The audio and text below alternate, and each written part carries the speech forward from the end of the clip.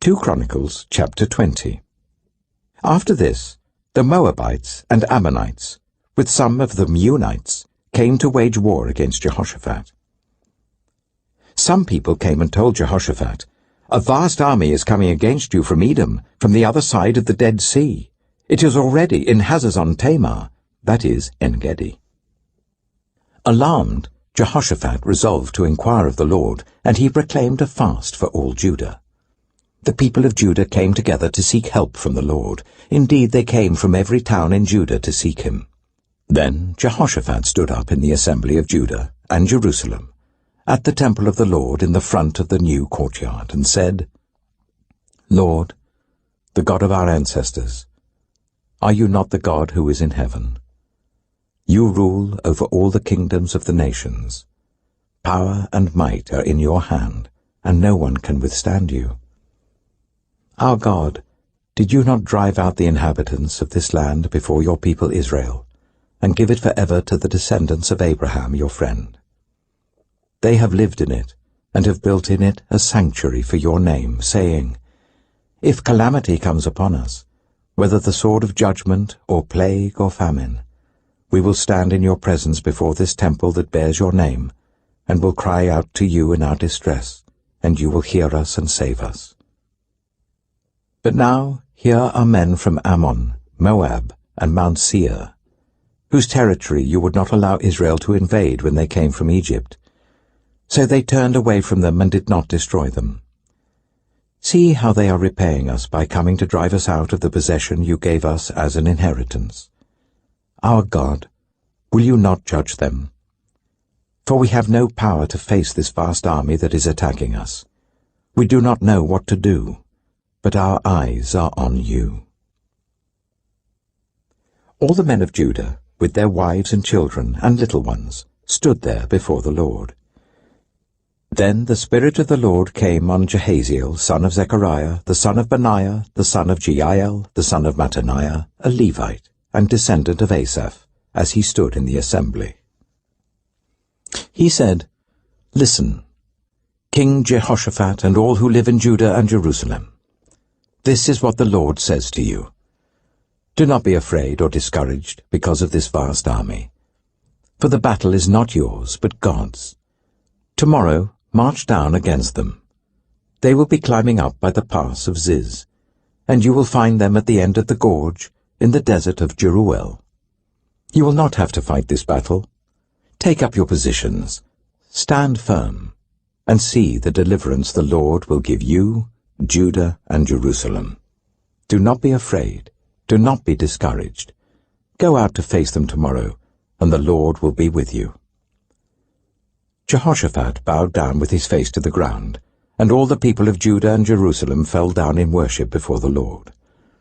Then some Levites from the Kohathites and Korahites stood up and praised the Lord, the God of Israel, with a very loud voice. Early in the morning they left for the desert of Tekoa. As they set out, Jehoshaphat stood and said, "Listen to me, Judah and the people of Jerusalem. Have faith in the Lord your God, and you will be upheld. Have faith in his prophets, and you will be successful." After consulting the people, Jehoshaphat appointed men to sing to the Lord and to praise him for the splendor of his holiness as they went out at the head of the army, saying, "Give thanks to the Lord, for his love endures forever." As they began to sing and praise, the Lord set ambushes against the men of Ammon and Moab and Mount Seir, who were invading Judah, and they were defeated. The Ammonites and Moabites rose up against the men from Mount Seir to destroy and annihilate them. After they finished slaughtering the men from Seir, they helped to destroy one another. When the men of Judah came to the place that overlooks the desert and looked towards the vast army, they saw only dead bodies lying on the ground. No one escaped. So Jehoshaphat and his men went to carry off their plunder, and they found among them a great amount of equipment and clothing, and also articles of value, more than they could take away.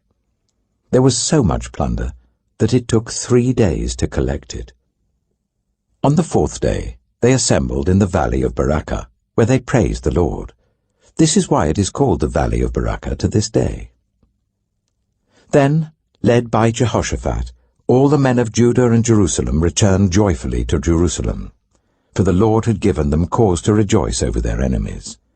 They entered Jerusalem and went to the temple of the Lord with harps and lyres and trumpets. The fear of God came on all the surrounding kingdoms when they heard how the Lord had fought against the enemies of Israel, and the kingdom of Jehoshaphat was at peace, for his God had given him rest on every side. So Jehoshaphat reigned over Judah. He was 35 years old when he became king of Judah, and he reigned in Jerusalem for 25 years. His mother's name was Azubah, daughter of Shilhi. He followed the ways of his father Asa, and did not stray from them. He did what was right in the eyes of the Lord. The high places, however, were not removed, and the people still had not set their hearts on the God of their ancestors. The other events of Jehoshaphat's reign, from beginning to end, are written in the annals of Jehu, son of Hanani, which are recorded in the book of the kings of Israel. Later, Jehoshaphat, king of Judah, made an alliance with Ahaziah, king of Israel, whose ways were wicked. He agreed with him to construct a fleet of trading ships. After these were built at Ezion-Geber, Eleazar, son of Dodavahu of Mareshah, prophesied against Jehoshaphat, saying, "Because you have made an alliance with Ahaziah, the Lord will destroy what you have made." The ships were wrecked, and were not able to set sail to trade. 2 Chronicles, chapter 21. Then Jehoshaphat rested with his ancestors, and was buried with them in the city of David. And Jehoram his son succeeded him as king. Jehoram's brothers, the sons of Jehoshaphat, were Azariah, Jehiel, Zechariah, Azariahu, Michael, and Shephatiah. All these were sons of Jehoshaphat, king of Israel. Their father had given them many gifts of silver and gold, and articles of value, as well as fortified cities in Judah. But he had given the kingdom to Jehoram, because he was his firstborn son. When Jehoram established himself firmly over his father's kingdom, he put all his brothers to the sword, along with some of the officials of Israel. Jehoram was 32 years old when he became king, and he reigned in Jerusalem for 8 years. He followed the ways of the kings of Israel, as the house of Ahab had done, for he married a daughter of Ahab. He did evil in the eyes of the Lord. Nevertheless, because of the covenant the Lord had made with David, the Lord was not willing to destroy the house of David. He had promised to maintain a lamp for him and his descendants forever. In the time of Jehoram, Edom rebelled against Judah and set up its own king. So Jehoram went there with his officers and all his chariots. The Edomites surrounded him and his chariot commanders, but he rose up and broke through by night. To this day, Edom has been in rebellion against Judah. Libnah revolted at the same time, because Jehoram had forsaken the Lord, the God of his ancestors. He had also built high places on the hills of Judah, and had caused the people of Jerusalem to prostitute themselves, and had led Judah astray. Jehoram received a letter from Elijah the prophet, which said, "This is what the Lord, the God of your father David, says. You have not followed the ways of your father Jehoshaphat, or of Asa, king of Judah. But you have followed the ways of the kings of Israel, and you have led Judah and the people of Jerusalem to prostitute themselves, just as the house of Ahab did. You have also murdered your own brothers, members of your own family, men who were better than you.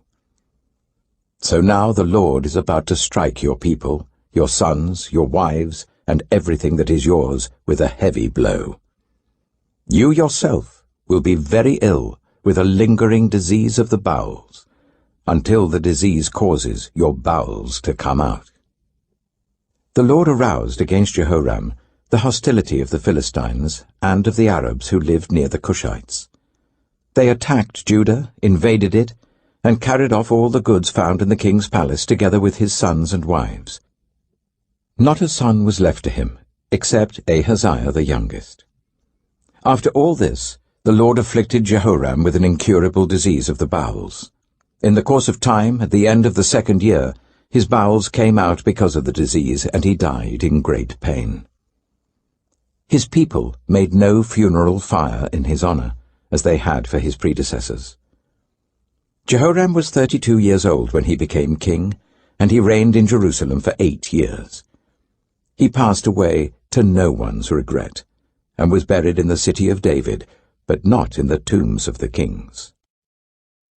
2 Chronicles chapter 22. The people of Jerusalem made Ahaziah, Jehoram's youngest son, king in his place, since the raiders who came with the Arabs into the camp had killed all the older sons. So Ahaziah, son of Jehoram, king of Judah, began to reign. Ahaziah was 22 years old when he became king, and he reigned in Jerusalem for 1 year. His mother's name was Athaliah, a granddaughter of Omri. He too followed the ways of the house of Ahab, for his mother encouraged him to act wickedly. He did evil in the eyes of the Lord, as the house of Ahab had done, for after his father's death they became his advisers, to his undoing. He also followed their counsel, when he went with Joram, son of Ahab, king of Israel, to wage war against Hazael, king of Aram, at Ramoth-Gilead. The Arameans wounded Joram, so he returned to Jezreel to recover from the wounds they had inflicted on him at Ramoth, in his battle with Hazael, king of Aram. Then Ahaziah, son of Jehoram, king of Judah, went down to Jezreel to see Joram, son of Ahab, because he had been wounded. Through Ahaziah's visit to Joram, God brought about Ahaziah's downfall. When Ahaziah arrived, he went out with Joram to meet Jehu, son of Nimshi, whom the Lord had anointed to destroy the house of Ahab. While Jehu was executing judgment on the house of Ahab, he found the officials of Judah and the sons of Ahaziah's relatives, who had been attending Ahaziah, and he killed them. He then went in search of Ahaziah, and his men captured him while he was hiding in Samaria. He was brought to Jehu and put to death. They buried him, for they said he was a son of Jehoshaphat, who sought the Lord with all his heart. So there was no one in the house of Ahaziah powerful enough to retain the kingdom. When Athaliah, the mother of Ahaziah, saw that her son was dead, she proceeded to destroy the whole royal family of the house of Judah. But Jehosheba, the daughter of King Jehoram, took Joash, son of Ahaziah, and stole him away from among the royal princes who were about to be murdered, and put him and his nurse in a bedroom. Because Jehosheba, the daughter of King Jehoram, and wife of the priest Jehoiada, was Ahaziah's sister, she hid the child from Athaliah, so that she could not kill him. He remained hidden with them at the temple of God for 6 years, while Athaliah ruled the land. 2 Chronicles chapter 23. In the 7th year, Jehoiada showed his strength. He made a covenant with the commanders of units of 100. Azariah, son of Jeroham, Ishmael, son of Jehohanan, Azariah, son of Obed, Maaseiah, son of Adiah, and Elishaphat, son of Zichri. They went throughout Judah and gathered the Levites and the heads of Israelite families from all the towns. When they came to Jerusalem, the whole assembly made a covenant with the king at the temple of God. Jehoiada said to them, "The king's son shall reign, as the Lord promised concerning the descendants of David. Now this is what you are to do. A third of you priests and Levites, who are going on duty on the Sabbath, are to keep watch at the doors. A third of you at the royal palace, a third at the foundation gate, and all the others are to be in the courtyards of the temple of the Lord. No one is to enter the temple of the Lord, except the priests and Levites on duty. They may enter, because they are consecrated, but all the others are to observe the Lord's command not to enter. The Levites are to station themselves round the king, each with weapon in hand. Anyone who enters the temple is to be put to death. Stay close to the king wherever he goes." The Levites and all the men of Judah did just as Jehoiada the priest ordered. Each one took his men, those who were going on duty on the Sabbath and those who were going off duty, for Jehoiada the priest had not released any of the divisions. Then he gave the commanders of units of 100 the spears and the large and small shields that had belonged to King David and that were in the temple of God. He stationed all the men, each with his weapon in his hand, round the king, near the altar and the temple, from the south side to the north side of the temple. Jehoiada and his sons brought out the king's son and put the crown on him. They presented him with a copy of the covenant and proclaimed him king. They anointed him and shouted, "Long live the king!" When Athaliah heard the noise of the people, running and cheering the king, she went to them at the temple of the Lord. She looked, and there was the king, standing by his pillar at the entrance. The officers and the trumpeters were beside the king, and all the people of the land were rejoicing and blowing trumpets, and musicians with their instruments were leading the praises. Then Athaliah tore her robes and shouted, "Treason! Treason!" Jehoiada the priest sent out the commanders of units of 100, who were in charge of the troops, and said to them, "Bring her out between the ranks, and put to the sword anyone who follows her." For the priest had said, "Do not put her to death at the temple of the Lord." So they seized her as she reached the entrance of the horse gate on the palace grounds, and there they put her to death. Jehoiada then made a covenant that he, the people and the king, would be the Lord's people. All the people went to the temple of Baal and tore it down. They smashed the altars and idols and killed Mattan the priest of Baal in front of the altars. Then Jehoiada placed the oversight of the temple of the Lord in the hands of the Levitical priests to whom David had made assignments in the temple, to present the burnt offerings of the Lord as written in the law of Moses, with rejoicing and singing as David had ordered. He also stationed gatekeepers at the gates of the Lord's temple, so that no one who was in any way unclean might enter. He took with him the commanders of hundreds, the nobles, the rulers of the people, and all the people of the land, and brought the king down from the temple of the Lord. They went into the palace through the upper gate, and seated the king on the royal throne.